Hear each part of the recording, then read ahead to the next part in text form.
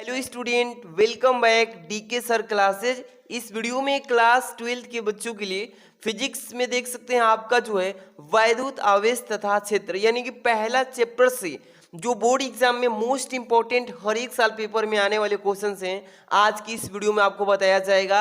देख सकते हैं जो सबसे महत्वपूर्ण प्रश्न है जो 2024 में आने वाले हैं बोर्ड के पेपर में, वही क्वेश्चंस को यहाँ पे सेलेक्ट करके लाया गया है। देख सकते हैं जो बोर्ड एग्जाम में आपको थ्योरी यानी कि परिभाषा पूछा जाएगा, जो आपके डेरिवेशंस हैं देख रहे हैं ना, एक एक क्वेश्चन को सिलेक्ट करके लाया गया है। देख रहे हैं ना, जितने भी मोस्ट इंपॉर्टेंट क्वेश्चंस हैं ये देख सकते हैं इस वीडियो में आपको अच्छे से सरल तरीका से बताया जाएगा। जो ये न्यूमेरिकल्स हैं आप देख रहे हैं ना, इसका सॉल्यूशन हम लाइव बताएंगे कैसे करना है। न्यूमेरिकल जिस बच्चे को करने में कठिनाई होती है बहुत सिंपल तरीका बता देते हैं कि आप आसानी से ऐसे न्यूमेरिकल्स को कर सकेंगे। तो आज की वीडियो जो है काफ़ी इंपॉर्टेंट है, तो वीडियो को प्यारा सा लाइक कर देना है। चैनल पे नए हैं तो सब्सक्राइब करके बेल आइकन प्रेस कर लीजिए बाबू, और जो जी इसका पीडीएफ भी आपको प्रोवाइड हम करने जा रहे हैं। ठीक है, टेलीग्राम पे जो डिस्क्रिप्शन में लिंक दिए हैं, व्हाट्सएप ग्रुप पे सगरे मतलब भेज देंगे, तो आप लोग जुड़ जाइए, चैनल को सब्सक्राइब कर लीजिए।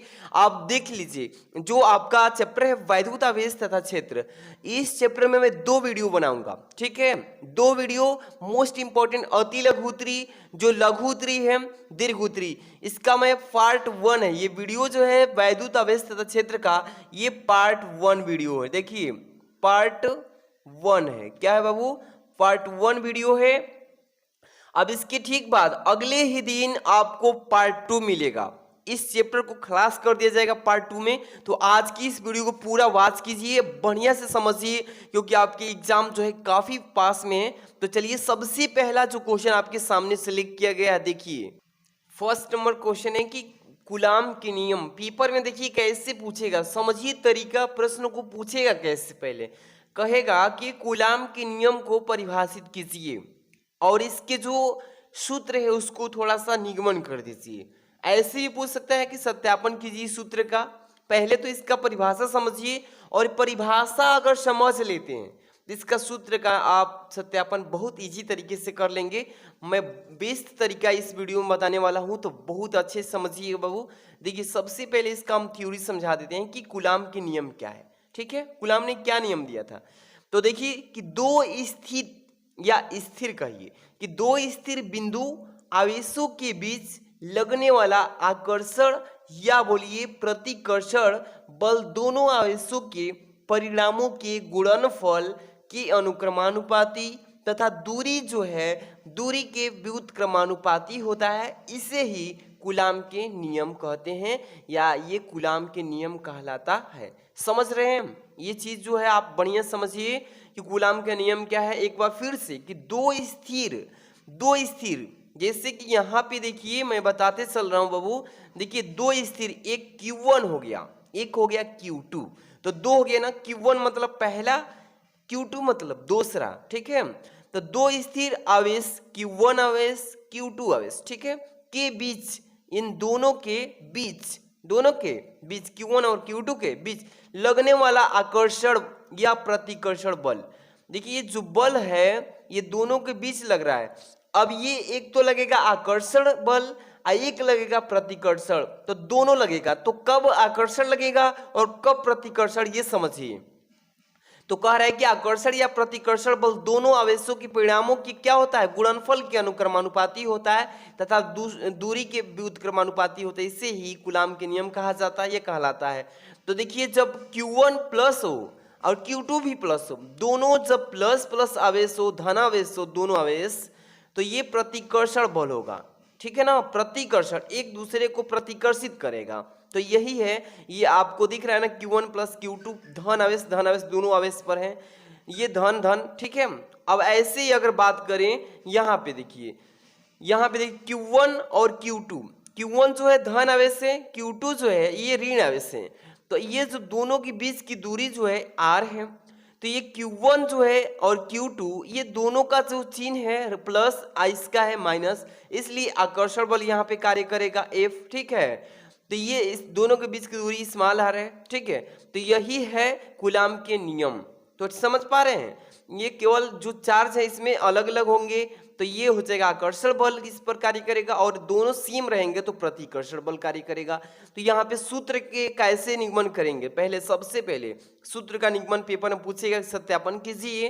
तो ये कूलाम के नियमानुसार लिखा हूँ, क्या लिखा हूँ, कूलाम के नियमानुसार। समझा देता हूँ, ऐसे ही आपको बोर्ड एग्जाम में लिखना है।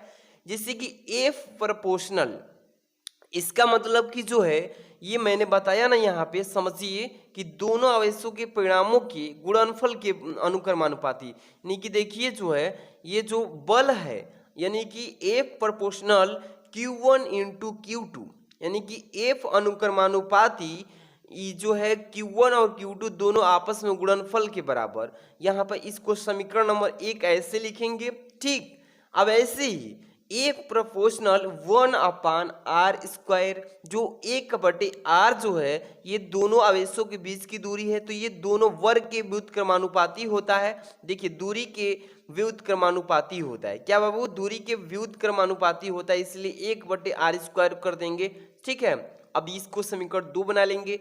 अब समीकरण 1 और समीकरण 2 को सॉल्व करेंगे आपस में, तो देखिए यहाँ पे क्या होगा कि F proportional Q1 into Q2 बटे में r² हो जाएगा, ठीक है, भाग में चला जाएगा।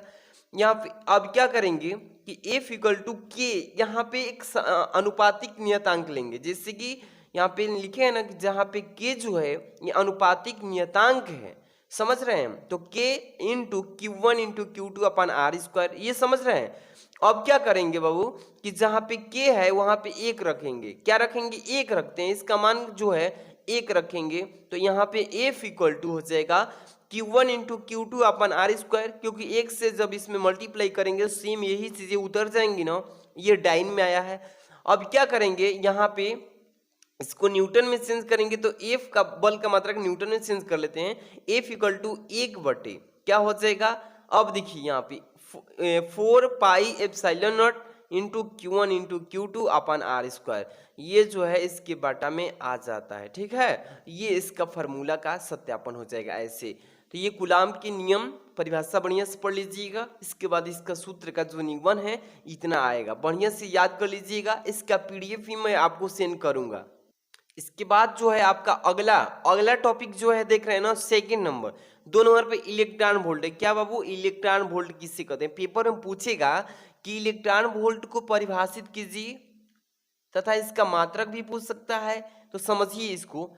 तो देखिए इलेक्ट्रॉन वोल्ट किससे कहते हैं, इलेक्ट्रॉन वोल्ट का परिभाषा लिखेंगे कि एक इलेक्ट्रॉन वोल्ट वह ऊर्जा है, ऐसे लिखिएगा कि एक इलेक्ट्रॉन वोल्ट वह ऊर्जा है जो किसी इलेक्ट्रॉन से 1 वोल्ट विभवांतर द्वारा त्वरित होने पर प्राप्त होती है, इसे ही इलेक्ट्रॉन वोल्ट कहलाता है, या इसे ही इलेक्ट्रॉन वोल्ट कहते हैं, ठीक है। तो इसको बढ़िया से समझ के याद कीजिएगा कि एक इलेक्ट्रॉन वोल्ट वह ऊर्जा है जो किसी इलेक्ट्रॉन से एक वोल्ट विभवांतर क्या करता है, द्वारा त्वरित होने पर प्राप्त होता है, इसे ही इलेक्ट्रॉन वोल्ट कहलाता है या कहते हैं। अब देखिए एक इलेक्ट्रॉन वोल्ट का जो आंकिक मान होता है 1.6 × 10⁻⁻19 जूल होता है। ये सभी बच्चे जानते हैं, पेपर में ऐसे पूछ सकते हैं, इसका आंकिक मान भी लिख दीजिए, तो ऐसे आपको याद रखना है, ठीक है। इसके बाद अगला प्रश्न जो है आपका देख सकते हैं 3 नंबर, मोस्ट इंपॉर्टेंट सेलेक्ट किया गया है, जो कि इसके बाद अगला वीडियो में भी इसी चैप्टर का मोस्ट इंपॉर्टेंट, इससे भी बेहतर अभी और आने वाला है। इसके बाद 3rd नंबर देखिए वैद्युत क्षेत्र की तीव्रता, पेपर में पूछेगा कि वैद्युत क्षेत्र की तीव्रता किसे कहते हैं, तो बढ़िया से इसको पढ़ के जाना है आप सभी को। पहले परिभाषा लिखेंगे कि वैद्युत क्षेत्र की किसी बिंदु पर स्थित एकांक धनावेश जितने बल का अनुभव करता है उसे ही उस बिंदु पर वैद्युत क्षेत्र की तीव्रता कहते हैं। समझिए, थोड़ा सा मैं आपको प्रैक्टिकली समझाने की कोशिश कर रहा हूं कि वैद्युत क्षेत्र की तीव्रता किससे कहते हैं। देखिए वैद्युत क्षेत्र की तीव्रता का मतलब क्या हुआ कि किसी बिंदु पर, मान लीजिए कि यही एक बिंदु है, किसी बिंदु पर स्थित एकांक धनावेश, मान लीजिए किसी बिंदु पर ये Q1 हो गया, इस पर एकांक धनावेश है, ठीक है। धनावेश जितने बल यानी कि F जो है ये जितने बल का अनुभव करेगा ना, ये जितने बल का क्या करेगा, अनुभव करेगा, उतने ही यानी उसे ही उस बिंदु पर, उस बिंदु को क्या बोलेंगे, यानी वैद्युत क्षेत्र की तीव्रता कहते हैं।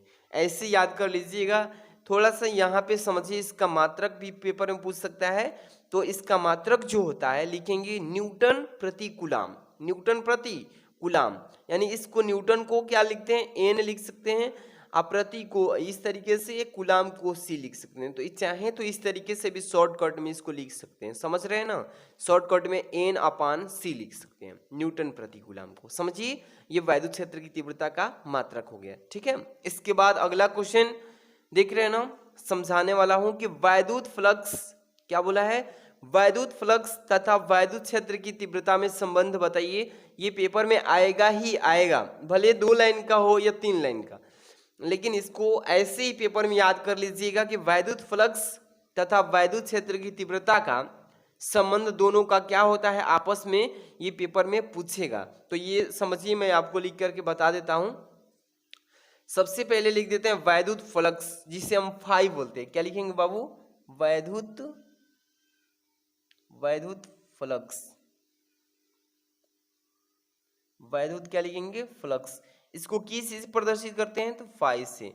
फाई बराबर क्या होता है, इसको लिखेंगे वैद्युत फ्लक्स फाई इक्वल टू, यहाँ पे इंटीग्रेशन लिखेंगे यानी कि समाकलन, ठीक है। यहाँ पे वेक्टर ई लिखेंगे, वेक्टर ई, समझ रहे हैं ना, इनटू यहाँ पे वेक्टर डी, डी और यहाँ पे ए लिखेंगे, ठीक है, समझ रहे हैं, ये पूरा वेक्टर है, ठीक है, ठीक है। इस तरीके से वैद्युत फ्लक्स जो है फाई बराबर होता है integration vector E into vector D into A. अब समझ रहे हैं, जहाँ पे मैं बता दूं कि ये जो ई देख रहे हैं, ये जो ई है, ये वेक्टर जो इस तरीके से ई लिखे हैं, ये क्या है, ये वैद्युत क्षेत्र की तीव्रता है। लिखेंगे कि वैद्युत क्षेत्र की तीव्रता है, समझ रहे हैं ना, वैद्युत क्षेत्र की तीव्रता है। जबकि वेक्टर जो है d इंटू ए जो है, ये क्या है, ये आप सभी को मालूम होना चाहिए, क्योंकि ये क्षेत्र का सदिश है, यानी कि जो ये क्षेत्रफल हमारा जाएगा, जिस तरीके से क्षेत्रफल, एरिया मतलब क्षेत्रफल, यहाँ पे सदिश लिखेंगे, सदिश। तो इस तरीके से ये जो वेक्टर d इंटू ए जो है, ये क्षेत्रफल सदिश कहलाएगा।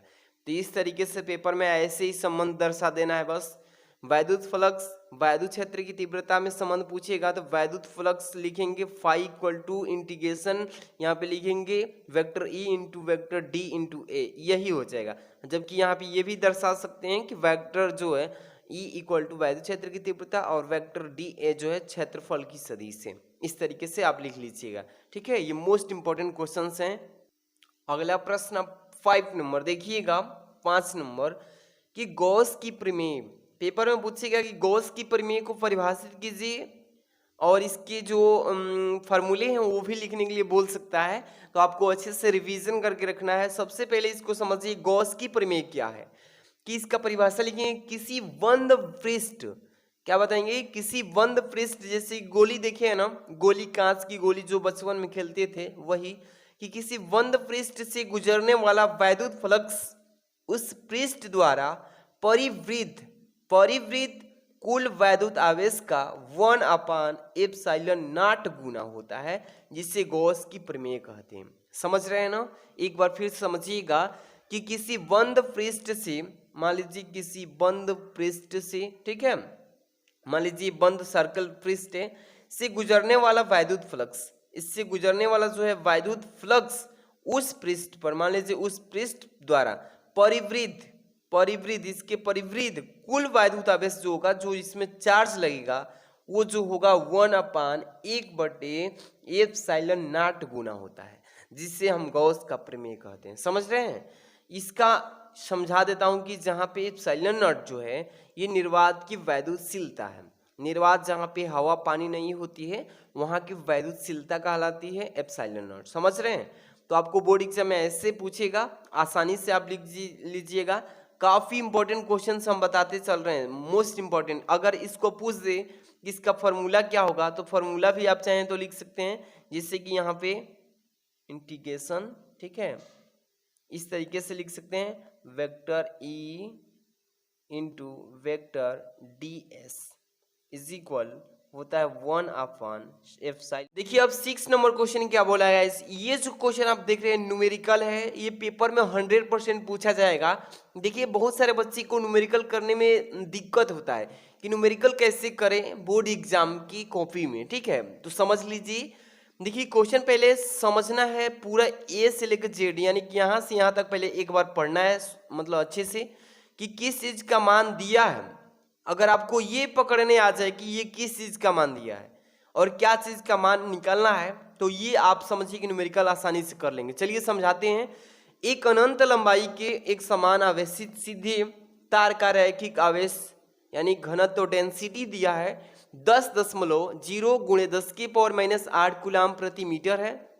इसके बाद बोला है कि तार से 2 सेंटीमीटर दूर उत्पन्न विद्युत क्षेत्र की तीव्रता को ज्ञात कीजिए। आईएमपी क्वेश्चंस हैं, ठीक है। सबसे पहले आपको समझिए कि एक अनंत लंबाई की, जिसकी लंबाई अनंत है, तार है, ठीक है, एक समान आवेशित, उसमें जो चार्ज है किस एक समान, सीधे तार का रैखिक घनत्व, आवेश का घनत्व दिया है बाबू कितना, तो 10.0 गुणे 10⁻⁸ कूलाम प्रति मीटर। अब यही चीज आपको समझना है कि किस चीज का मान दिया है। बहुत सारे बच्चे को मालूम नहीं होता है रैखिक आवेश घनत्व को हम किस चीज से डिनोट करते हैं, आपको ये पहले मालूम होना चाहिए। तो चलिए सबसे पहले यहाँ पे लिख लेते हैं किस चीज का मान दिया है। यहाँ पे लिखेंगे रैखिक, क्या लिखेंगे, रैखिक आवेश घनत्व, क्या लिखेंगे, रैखिक आवेश घनत्व। इसको हम लेमडा से डिनोट करते हैं, किस चीज से, लेमडा से। लेमडा इक्वल टू लिख लेंगे 10.0 गुणे 10 की पावर कितना है 8, वो भी माइनस में, ठीक है, कूलाम प्रति, यहाँ पे सी अपन एम भी लिख सकते हैं या लिख लेते हैं कूलाम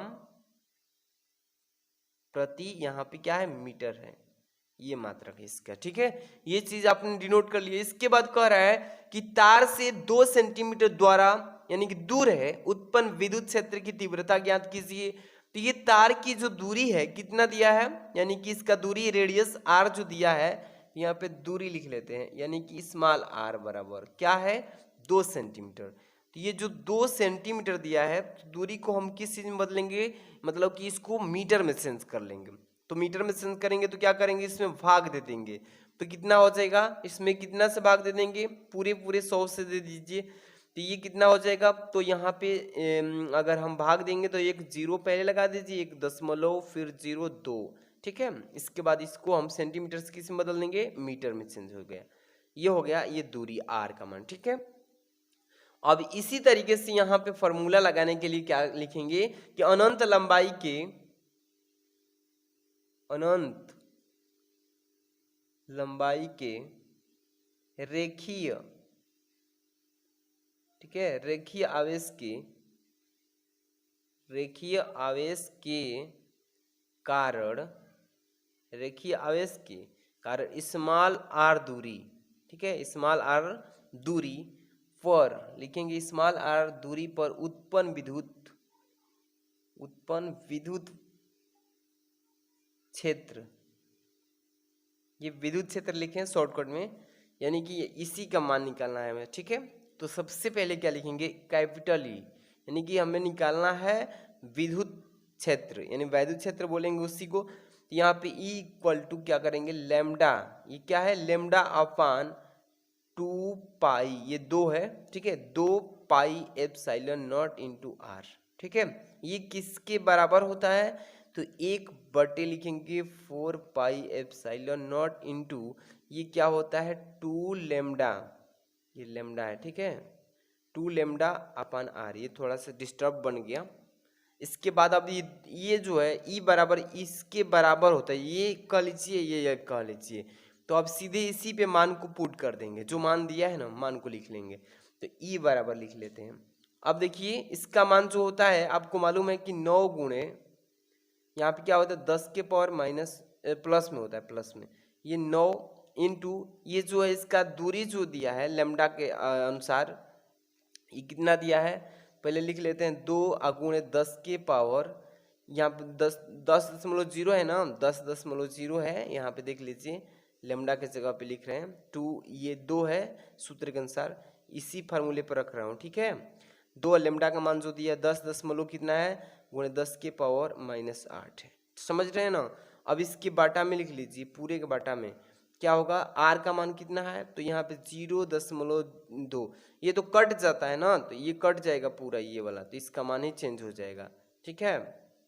और यहाँ पे देखिए 2 लेमडा है तो 1 लेमडा कट जाएगा, तो वही चीज़ यहाँ पे सीधे इसी के मान पे रखे हैं। आपको फार्मूला बनाने आ गया होगा, समझते हैं।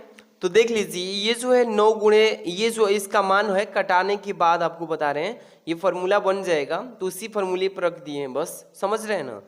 तो ये 9 गुणे 10 के पावर 9 अगुणे ये जो फार्मूले में 2 लेमडा का मान जो पहले से दे रखा है यही रखे हैं, समझ रहे हैं ना।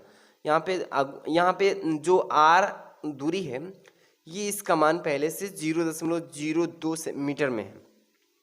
अब ये दशमलव केवल उड़ाया हूँ तो ऊपर गुणे 100 से गुणा हो जाएगा क्योंकि 2 अंक है। इसको जब कैलकुलेशन आप इस मान को करेंगे तो 9.0 या 9 गुणे 10 के पावर 4 न्यूटन प्रति कूलम आ जाएगा। इसी तरीके से आपको बोर्ड एग्जाम में सॉल्व करना है, सिंपल तरीके से। इसके बाद अगला